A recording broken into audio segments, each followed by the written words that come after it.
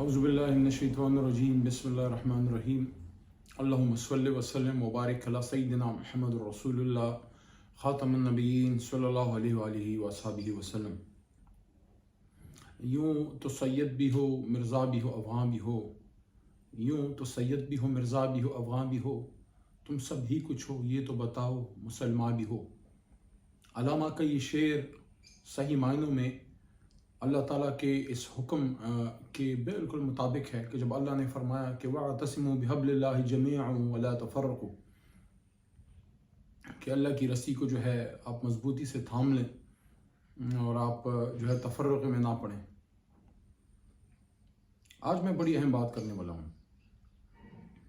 پاکستان تحریک انصاف پاکستان کے لیے کتنی ضروری ہے۔ پاکستان ایک ایسا ملک ہے جو سن 47 میں جب ہمارا ملک آزاد ہوا، بدقسمتی سے یا اللہ کے ظاہر اللہ کی منشا تھی، قائد اعظم ہم سے جلدی چلے گئے۔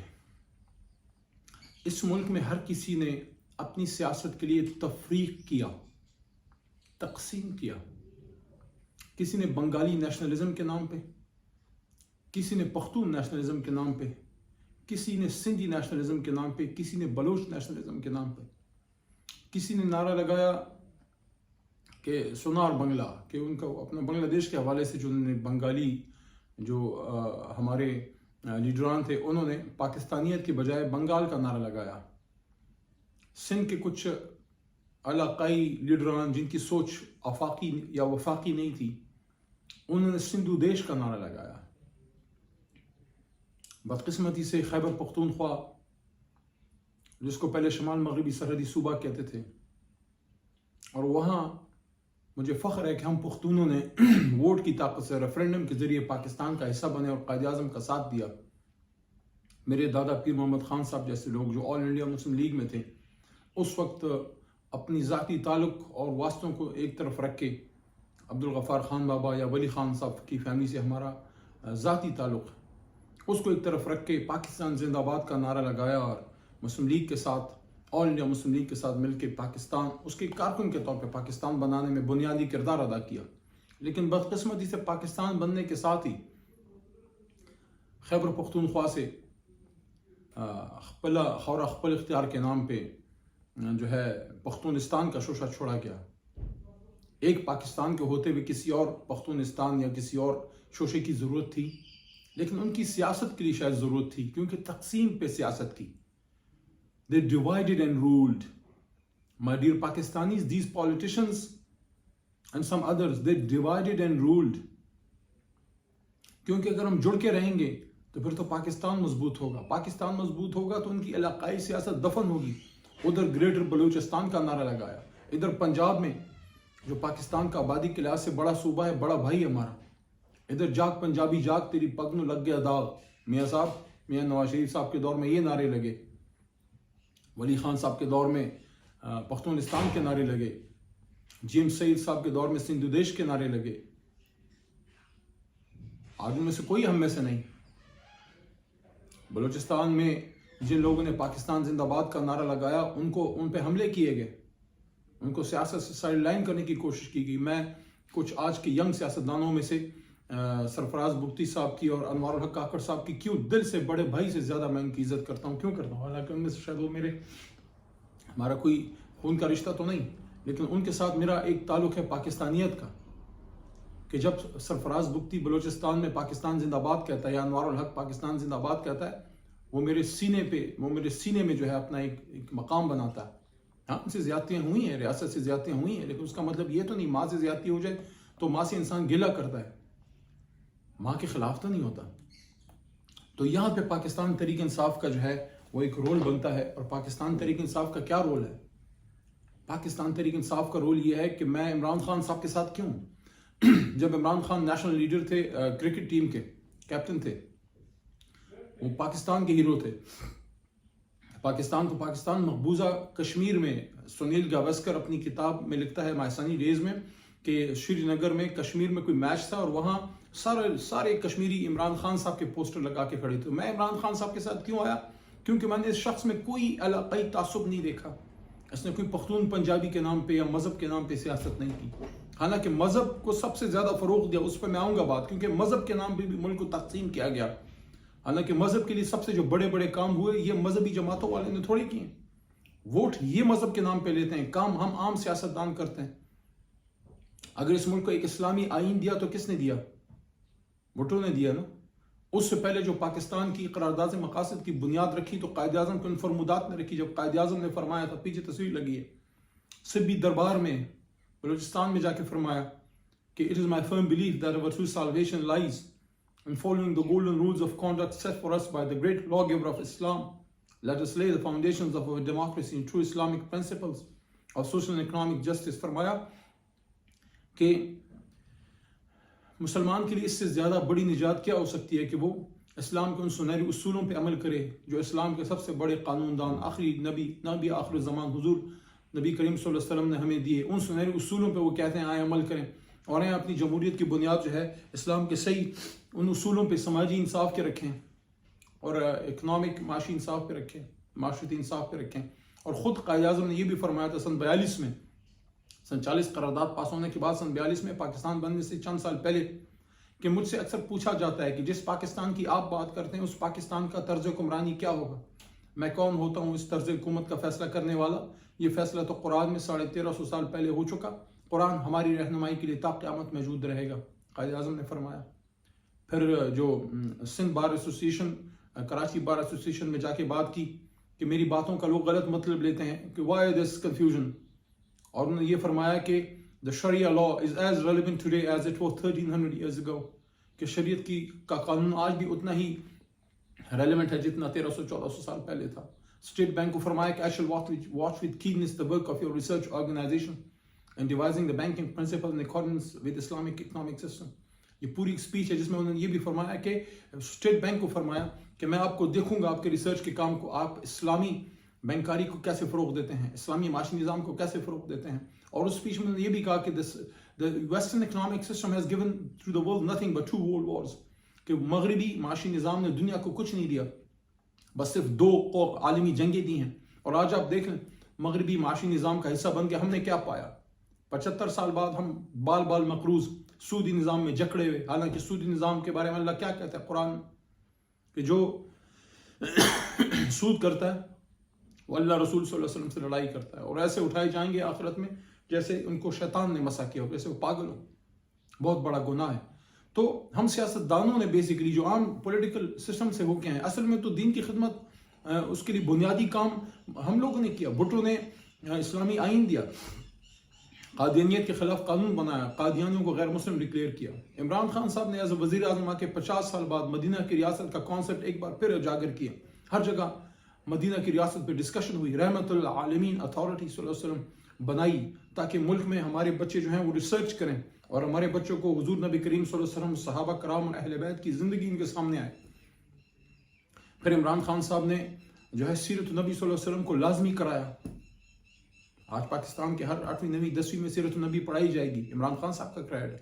پھر ویسٹ میں جا کے امریکہ میں یونائٹڈ نیشنز میں کھڑے ہو کے UNGA میں انہوں نے حرمت رسول صلی اللہ علیہ وسلم اسلام فوبیا پہ جو کردار ادا کیا، ختم نبوت اور حرمت رسول صلی اللہ علیہ وسلم کے سپاہی کا کردار ادا کیا. تو آج 15 مارچ کو دنیا اب منائے گی، اس سال منایا گیا اسلام فوبیا کے خلاف عالمی دن. اور عمران خان صاحب کے جماعت کے ایک کارکنوں میں میرے ہاتھ سے اللہ تعالیٰ نے 50 سال بعد جب بھٹو صاحب نے لا پاس کیا قادیانیوں کو نان مسلم ڈکلیئر کرنے کا، میرے ہاتھ سے اللہ نے قرارداد پاس کروائی جس پہ پورے عوام نے میری سپورٹ کی کہ خاتم النبیین صلی اللہ علیہ وسلم کی قرارداد کے پاکستان میں جہاں بھی کوئی حضور صلی اللہ علیہ وسلم کا نام نامی آئے گا، سلیبس میں، بچوں کے سلیبس میں، درسی کتب میں، سرکاری ڈاکیومنٹیشن میں، وہاں خاتم النبیین لکھا جائے گا.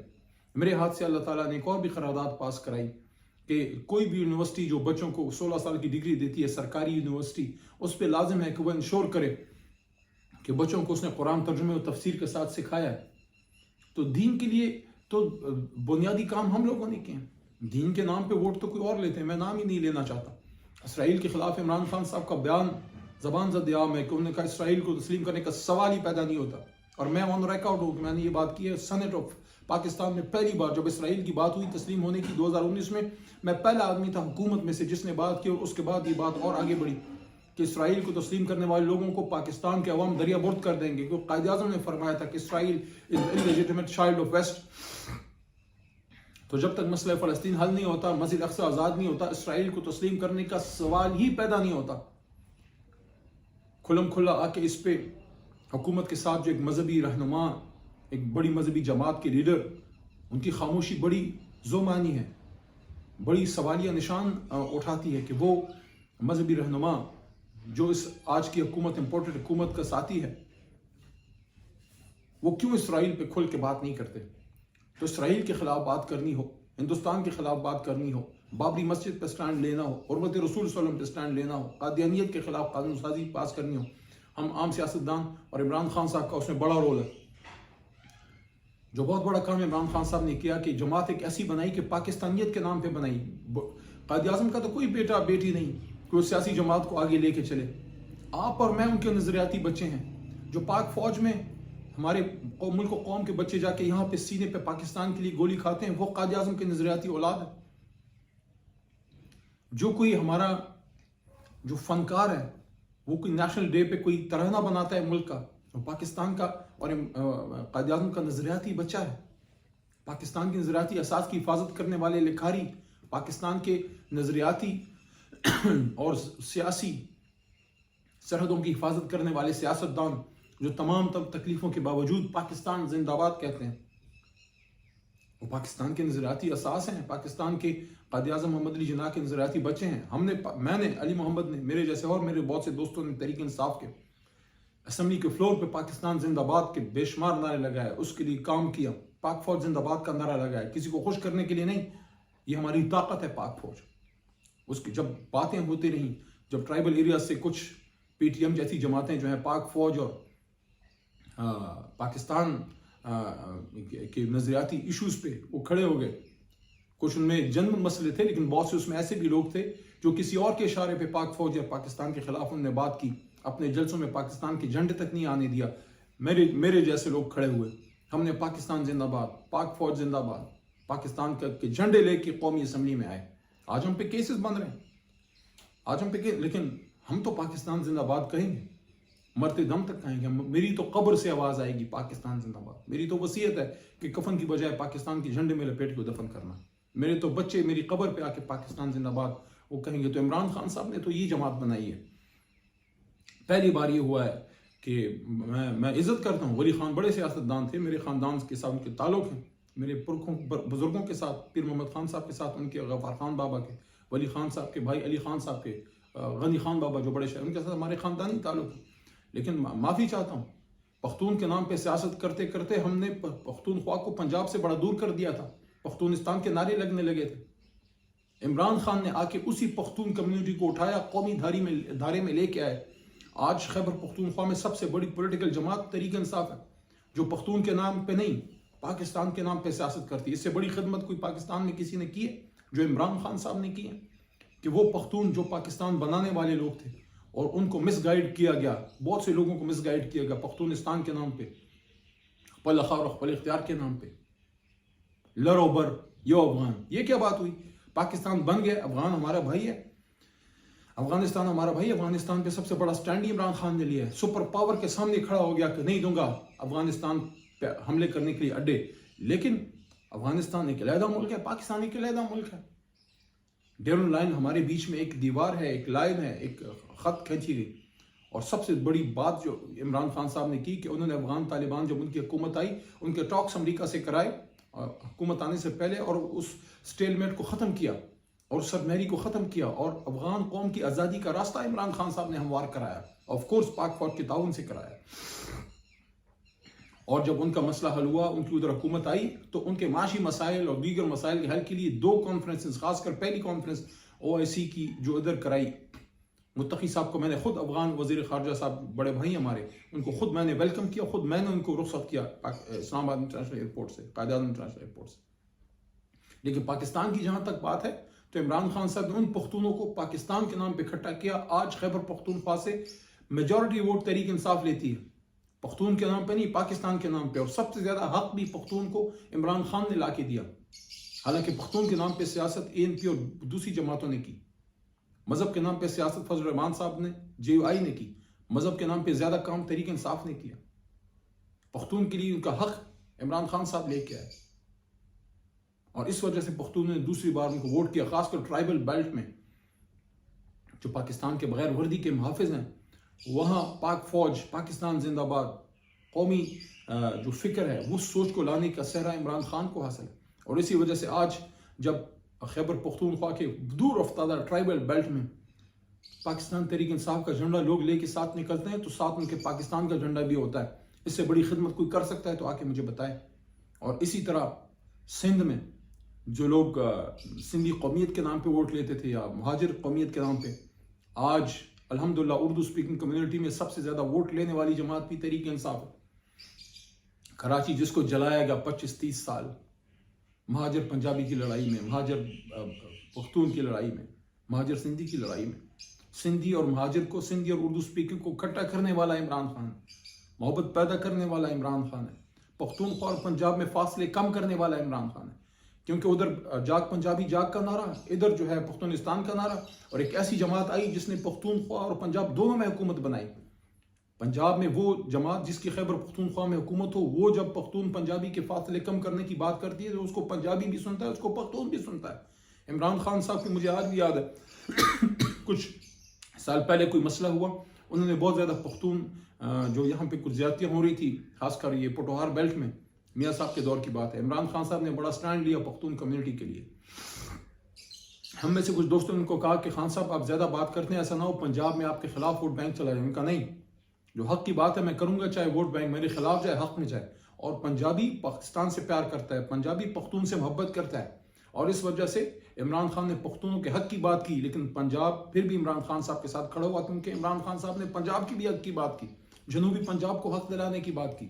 ادھر ہزارے میں جا کے آزاد جو وہاں ایک نعرہ ہے صوبہ ہزارہ کا کہ وہ پختونخوا کے اندر اور صوبے اگر بنتے ہیں، اسی طرح جنوبی پنجاب کے صوبے، تو ہزارے وال کو اس کا حق ملے، جنوبی پنجاب کو اس کا حق ملے، پختونخوا والے کو اس کا حق ملے. کشمیر کے بارے میں بات کی 2015 میں جا رہا تھا، خان صاحب سے پوچھا میں کیا کہوں آزاد کشمیر میں، مظفر آباد میں جا کے خان صاحب نے کہا ان کو کشمیریوں کو کہنا کہ کشمیر کے فیصلے کشمیر میں ہوں گے.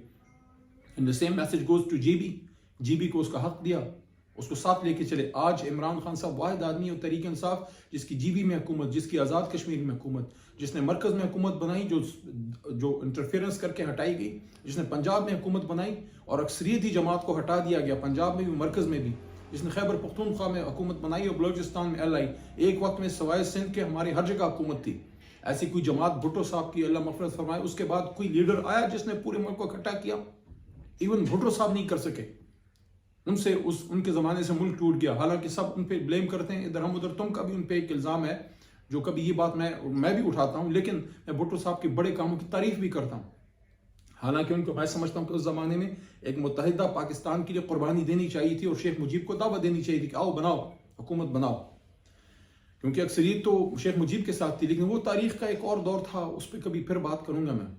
لیکن بھٹو صاحب کا بڑا کارنامہ تھا کہ جب پاکستان بدقسمتی سے ٹوٹ گیا، ایسٹ پاکستان ہم سے علیحدہ ہو گیا، ہمارا ایک بازو کٹ گیا، دل کٹ گیا، بدن سے خون رسا، تو انہوں نے پاک فوج کو جو ہے وہ جو ہمارے قیدی تھے واپس لے کے آئے، اسلامی آئین دیا. تو ان کا ایک کردار ہے، اس سے میں انکار نہیں کرتا، لیکن وہ بھی اس طرح اکٹھا نہیں کر سکے جس طرح عمران خان صاحب نے پاکستانیت کے نام پہ، انہوں نے کسی اور نام پہ سیاست ہی نہیں کی. آج اس جماعت کو دیوار سے لگایا جا رہا ہے. آج تو پیپلز پارٹی جو کبھی وفاق کی علامت تھی، اللہ بے نظیر صاحبہ کی مغفرت فرمائے، ان کی شہادت کے بعد کوئی ایسا لیڈر نہیں تھا جو ملک کو اکٹھا کرتا. زرداری صاحب نے تو بھٹو صاحب کی جماعت کے ساتھ وہ کر دیا جو ضیاء صاحب نہیں کر سکے. پیپلز پارٹی سارے ملک کے وفاق کی علامت ہوا کرتی تھی. جتنی اس ملک کے لیے آئین ضرورت ہے، جتنی اس ملک کے لیے نیوکلیر طاقت اور پاک فوج ضرورت ہے، اتنی ہی اس ملک کے لیے وفاقی سیاسی جماعتیں ضروری ہیں، جو پختون، پنجابی، بلوچ یا سندھی یا کسی ایتھنسٹی کے نام پہ یا کسی علاقے یا مذہب کے نام پہ سیاست نہ کریں، بلکہ پاکستان کے نام پہ کوئی تو کرے، کوئی تو پاکستان کے نام پہ سیاست کرے، کوئی تو اس آدمی کا نظریاتی بیٹا یا بیٹی بنے. تو ہم تھے وہ تحریک انصاف کہ جب ہمارے جلسے ہوتے ہیں پیچھے علامہ اقبال کی تصویر ہوتی ہے. عمران خان صاحب جب بات کرتے ہیں، بچوں کو کہتے ہیں، نوجوانوں کو کہ آپ حضور نبی کریم صلی اللہ علیہ وسلم کی سیرت النبی صلی اللہ علیہ وسلم کو فالو کریں اور فکر اقبال پہ بات کرتے ہیں. اور اسی لیے ہم نے علامہ اقبال کے پوتے کو سینٹر بنا کے اس کو نوازا. حالانکہ بدقسمتی سے اس دور میں جس طرح علامہ اقبال کے گھر کی عزت تار تار کی گئی اور ان کی بہو جسٹس ناصرہ اقبال صاحبہ کو رات میں باہر نکل کے جب ان کے گھر پہ سرکاری لوگوں کو ان کو ڈرانے کے لیے بھیجا گیا تو ان کو آ کے احتجاج کرنا پڑا. یہ اس دور میں ہوا ہے. لیکن عمران خان صاحب نے ہر دور میں ہر جگہ پاکستانیت کی بات کی, چاہے وہ چترال جاتے ہیں, چاہے وہ ٹرائبل ایریاز ایکس فاٹا میں جاتے ہیں, چاہے وہ کسی دور افتادہ بلوچستان میں جاتے ہیں, سندھ کراچی میں کھڑے ہوتے ہیں, یا پنجاب اپنے آبائی علاقے میاں والی میں کھڑے ہوتے ہیں, یا لاہور جہاں وہ پلے بڑھے, لاہور جو پاکستان کا دل ہے. مینار پاکستان کے نیچے جب ہم کھڑے ہوئے تو پاکستان کا جب جھنڈا تھا ایک ہاتھ میں تحریک انصاف کا, عمران خان صاحب کہتے ہیں کہ ایک ہاتھ میں تحریک انصاف کا جھنڈا لے کے آؤ, دوسرے میں پاکستان کا جھنڈا لے کے آؤ. وہ ہمارا ترانہ بجتا ہے نا کہ میرے ہاتھ میں ہے انصاف کا آلہ. پاکستان تحریک انصاف کو دیوار سے مت لگاؤ. پاکستان کے کونے کونے کریا کریا سے پختون, پنجابی, سندھی, بلوچ, کشمیری, جیبی, گلگت بلتستانی, ان تمام نوجوان بچے بچیوں کو پاکستان سے محبت, پاک فوج سے محبت. ہمارا تو ورکر پاک فوج کا 5th جنریشن وار میں بغیر پیسے کے سپاہی تھا. یہ کون دنیا پیدا کر رہا ہے؟ ہم تو, ہمارا ورکر, ہمارا تحریک انصاف کا ورکر اور پاکستان کا عام نوجوان بچہ بچی تو پاک فوج سے محبت کرتا ہے, دل و جان اس پہ وارتا ہے, نثار کرتا ہے. میں سمجھتا ہوں مزید نقصان نہیں ہونا چاہیے اس ملک کا. ایک وفاقی جماعت کو دیوار سے نہیں لگانا چاہیے, اور ایک غلط طریقے سے ایک بین الاقوامی مداخلت سے عمران خان صاحب کو چلتا کیا گیا, کیونکہ وہ بین الاقوامی استعمار کے سامنے نہیں لیٹنا چاہتے تھے. جو ہوا سو ہوا. اب budget pass who and let's go for new fresh elections. Let's give the people of Pakistan to give a mandate to any party, چاہے وہ نون کو دے, جس کو دے. لیکن اس وقت عمران خان صاحب پہ سب کا اعتماد ہے. اس لیے میں نے یہ بات کی آج کہ پاکستان کو ایک وفاقی ایسی جماعت کی ضرورت ہے. پاکستان کی ضرورت ہے تحریک انصاف, ایک ایسی جماعت جو سب کو جوڑ کے رکھے. جو لوگ نفرت پہ سیاست کرتے ہیں, جو بانٹ کے جو لوگوں کو بانٹ کے تقسیم کر کے اپنی سیاست کو آگے بڑھاتے ہیں, کوئی مذہب کے نام پہ, کوئی پختون پنجابی کے نام پہ, کوئی سندھی بلوچ کے نام پہ, ان کی سیاست کو کمزور کیا ہے تحریک انصاف نے. پاکستان کے نام پہ سیاست کو جو ہے آگے لے گئے ہیں. بہت شکریہ. میری دعا ہے کہ پاکستان کا اللہ تعالیٰ بہتر کرے, پاکستان مضبوط ہو تا قیامت رہے. اور جس طرح میرے ایک بہت روحانی دوست ہی میں کہوں گا, میں ان کی بڑی قدر کرتا ہوں, فیصل آباد والے صوفی محمد برکت علی صاحب فرمایا کرتے تھے کہ ایک وقت آئے گا کہ پاکستان کی ہاں اور نہ میں دنیا کی ہاں اور نہ ہوگی. میں نے اسمبلی کی فلور پہ یہ بات کی. And this is the prediction that Pakistan will become a superpower. لیکن ہم superpower, economic superpower اور intellectual superpower, technological, military superpower دنیا میں ایسے نہیں بنیں گے کہ ہم ایک دوسرے کو مارتے رہیں, نفرتیں کرتے رہیں, تقسیم کرتے رہیں. ہم جڑ کے جو ہے مضبوط ہوں گے. امید ہے اب سب اس بات میں میرے ساتھ ہیں کہ پاکستان کو مضبوط کرنا ہے اور اس کے لیے اتفاق و اتحاد بہت زیادہ ضروری ہے. اس طرح قائد اعظم نے بھی فرمایا تھا کہ faith, unity and discipline. Pakistan زندہ باد.